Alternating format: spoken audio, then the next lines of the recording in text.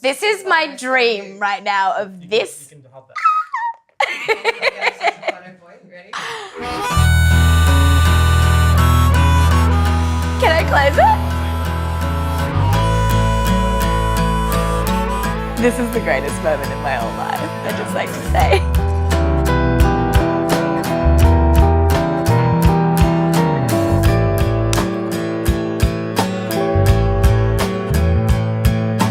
My name is Ginger Taylor and I run my own signwriting / illustration business, and we are at my house / studio.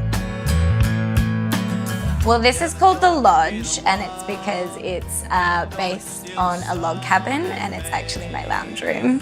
I just really love log cabins, so I decorated it like that. When I was a kid, I started drawing because my dad is actually an animator. My mum is an illustrator as well, and we used to go out for dinners and he would just give me and my brother and sister pens, and we would just draw all over the paper dining cloth table things. All I ever wanted to do was draw in school. I would draw on everything. I would draw on my table, and then I'd get in trouble and I'd go to detention and I'd draw on the detention tables, and then I'd go into the bathrooms and draw on the walls there. And now I get paid for it, so that's pretty cool. That's all I ever wanted to do. I failed in everything. I hated studying. I hated everything that had nothing to do with drawing. So I did great in art, and then that was it.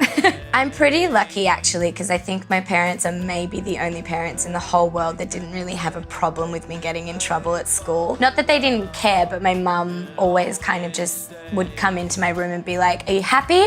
And if I said I was happy, then she was like, "Then I'm happy," which is really great. So I would get in trouble at school, but she would be like, "Well, that's kind of justified because Ginger's doing what she loves and she's the only teenager that's actually happy. So that's fine." My older brother and sister are really successful now, and they both went to NIDA and they both work in film, and they didn't even graduate. So I think the fact that I even got to year 12, they were really happy about, even if I was failing everything. I used to actually really not like any of my drawings and be quite insecure about it because I grew up in such a creative family. So it's kind of like I put myself in this very insecure kind of bubble and was like, well, I'm never gonna live up to anything like that. And then I started Instagramming my drawings, which was very scary because once you put your stuff out there, people can sit on their phones and be like, oh, this is actually not very good. But I think you just have to kind of fake it till you make it. And if you start to be confident in yourself, you actually start to gain the confidence. And the more and more I put things online, I got really positive feedback. So it's actually made me believe in myself, which is really, really great because I did not before. When I was 13, my very first job was I worked in an Indian restaurant.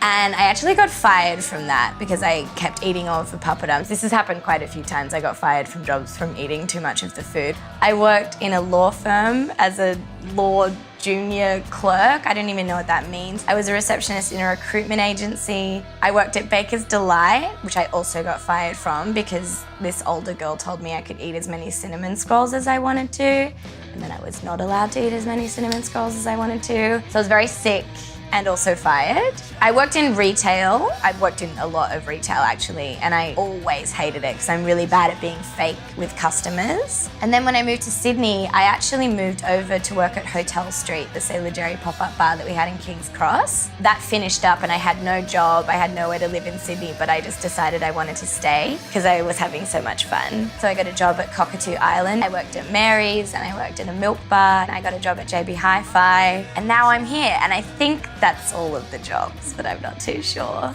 There's 1,000 and I hated all of them. I just really like working for myself. That's such a great feeling, and it's really nice that I get to be actually proud of myself now as opposed to hating whatever job I did. One of the things I'm actually really proud of is I entered this competition. If you won, they started printing your t-shirts and they were going to sell them at Newtown Festival to everybody, which is thousands and thousands of people. So I was like, oh, that's cool. And I drew this picture, and then I took a picture of it on my phone and just made it black and white, intensified the contrast and brightness levels, and then just sent it into them. And then I think it was a month later, I got a call back saying I was in the top 10. And then when we had the party where they were going to announce the winner, I kind of just rocked up thinking, I'm here and that's cool, and there's other artists here that I look up to. And then all of a sudden someone was on a stage saying, and the winner is Ginger Taylor. And I was just like, nah, that's too much.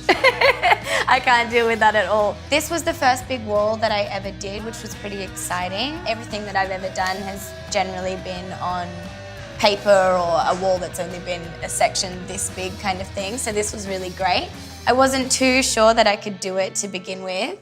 But then I just penciled it out and did it, and it worked out really well, which is great. When I did the mural at Young Henry's of the Beer is a Girl's Drink mural piece, that actually got so big and people started Instagramming it so much that they decided that they wanted to do a t-shirt print from that. The Cordy's great actually, I've done a lot of work there. I did a big Sailor Jerry piece in the bathrooms, and then there's another bit in the bathrooms that I did, which might be my favourite one that I've done so far. It's because I got to design it and I love doing my own stuff. My special message to people that aren't using their creativity would be quit your job and just do it. All I did was work in a milk bar and then try and do these things on the side, and I would go home and I would start painting, or like people would ask me to go to the pub, and it's just that kind of thing where it's like, instead of that being my happy thing to do, my happy thing to do would be sitting at my dining room table and painting, which is so great. So whatever you do, just if you're not happy in your job, just quit.